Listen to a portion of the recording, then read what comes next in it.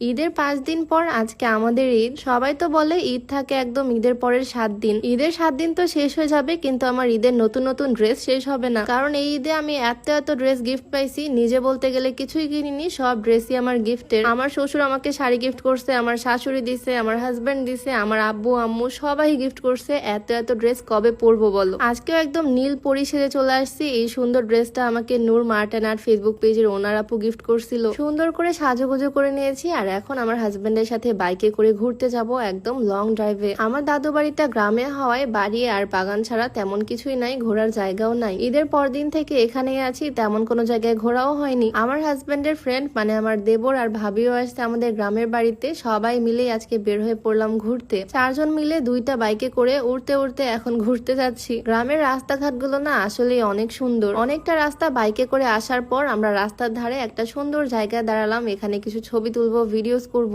রাস্তাঘাটও একদম ফাঁকা, রাস্তার সাইডেই ক্ষেত। এরকম পরিবেশ সত্যি বলতে শহরে পাওয়াই যায় না। ঈদের মধ্যে নতুন জামা পরে কিছু ছবি আর ভিডিও না করলে মনটাই ভরে না। তবে আজকে আমরা 4জনই আসছি, ভিডিও করে দেওয়ার মতো কেউ নাই। সবাই একদম ম্যাচিং ম্যাচিং ড্রেস পরে বের হয়েছি। বুদ্ধি থাকলে তো সবকিছুই হয়। রাস্তার সাইডে পিলারের মধ্যে ফোনটা আটকে রেখে আমরা 4জন এখানে ঢং করতেছি, ভিডিও বানাচ্ছি। আমি আর ভাবি আজকে ম্যাচিং ম্যাচিং পরছি, আর ওরা 2 ভাই ম্যাচিং ম্যাচিং ব্ল্যাক। বিকালের দিকে আমরা বের হয়েছিলাম, আর ঘুরতে ঘুরতে আমাদের প্রায় সন্ধ্যা। সবাই মিলে দৌড়ে যাচ্ছি ক্ষেতের দিকে, আর সানসেটের এই সময়টা ভীষণ সুন্দর লাগতেছে এই জায়গাটা দেখতে। ঈদ পার হয়ে গেছে সেই কবে, বাট এতদিন পর আমরা সবাই মিলে একসাথে ঘুরতে বের হলাম, মজা করতেছি সবাই মিলে। আমি ভাবলাম এখান থেকে বাড়িতে ব্যাক করব, বাট আমার হাজবেন্ড আমাকে নিয়ে আরো ঘুরাবে। সন্ধ্যার পরই ভাবতেছি একদম বাড়িতে ফিরবো। আমাদের গ্রামের এদিকে না ঈদের সময় সবাই রাস্তার মধ্যে এভাবে ঈদ মোবারক লিখে রাখে। এইটার লজিক কি আমি জানি না, তবে রাস্তায় এরকম ঈদ মোবারক লেখা দেখলে ভালোই লাগে। যাই হোক, ভিডিওর মাঝখানে একটু বলে রাখতে চাই, তোমরা যারা উচ্চতা বাড়াতে চাও, লম্বা হতে চাও, তোমরা চাইলে এই কম্বোটা ট্রাই করতে পারো। কম্বোতে থাকছে হাইট ডেভেলপ সাপ্লিমেন্ট আর হাইট গ্রোথ প্লাস সাপ্লিমেন্ট। এটা মূলত হাড়ের শক্তি বৃদ্ধি করে, আর হাড়ের শক্তির মাধ্যমে দেহের উচ্চতা বৃদ্ধি করে। এই কম্বোটা তোমরা পেয়ে যাবে শেখ অ্যাভিনিউ ফেসবুক পেজ থেকে। পেজটা আমার ডেসক্রিপশনে মেনশন করে দেওয়া থাকবে। বিএসটিআই কর্তৃক অনুমোদিত হয়। প্রোডাক্টগুলোতে কোনো রকমের সাইড ইফেক্ট নাই। যাই হোক, এদিকে সূর্য একদম ডুবে গেছে। সন্ধ্যার সময়টা ব্রিজে কিছুক্ষণ টাইম স্পেন্ড করলাম। দাদুবাড়ি গ্রামের দিকে তেমন দোকানপাট নাই, চকলেট আইসক্রিম এগুলো পাওয়া যায় না, তাই ভাবলাম এখান থেকে নিয়ে যাই। বাট এখানে চকলেট আইসক্রিম তো পেলামই, সাথে পাইছি ফ্রোজেন আইটেম। গ্রামের দোকানেও যে ফ্রোজেন স্ন্যাক্স পাওয়া যায় আমি জানতাম না। যাই হোক, দাদির জন্য পান, আমাদের জন্য আইসক্রিম, চকলেট যা যা নেওয়ার সবকিছুই নিয়ে নিলাম। জুস তো আমি এখানে দাঁড়িয়ে দাঁড়িয়ে লুকিয়ে লুকিয়ে খাচ্ছি। বাসায় ফিরতে ফিরতে আমাদের একদম সন্ধ্যা পার। গ্রামের এদিকে 7টা-8টা মানেই অনেকটা রাত। তবে ঈদের মধ্যে ঘুরতে বের হয়েছি, একটু তো লেট হবেই, ঘুরে তো একটু বেড়াবোই। সন্ধ্যার সময়টা আমার মনটা সবসময় একটু খাই খাই করে, তাই ভাবলাম ফ্রোজেন যে নাস্তাগুলো নিয়ে আসছিলাম সেগুলো এখনই ভেজে খাই সবাই মিলে। এত গর্জিয়াস জামা পরে, মাথার উপরে